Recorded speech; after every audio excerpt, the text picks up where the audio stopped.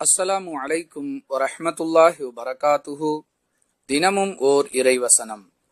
அல்லாஹ் யாரை வழிகேட்டில் விட்டுவிட்டானோ அவருக்கு நேர்வழி காட்ட மாட்டான், அவர்களுக்கு உதவி செய்வோரும் இல்லை.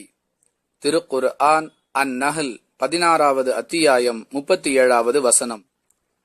அன்புள்ள சகோதர சகோதரிகளே, நேர்வழி என்பது அல்லாஹுவால் வழங்கப்படக்கூடிய மிகப்பெரிய அருட்கொடை. அது யாருக்கு கிடைக்கின்றதோ அவர் மிகப்பெரிய பாக்கியசாலி. யாருக்கு அதை வழங்கக்கூடாது என்று அல்லாஹ் முடிவு செய்து விட்டானோ அவர்களுடைய நிலை மறுமையில் மிகவும் கவலைக்கிடமானது. அப்படிப்பட்டவர்களுக்கு வேறு யாரும் அந்த பாக்கியத்தை, அதாவது நேர்வழி காட்ட முடியாது என்பதை இவ்வசனம் தெளிவுபடுத்துகின்றது.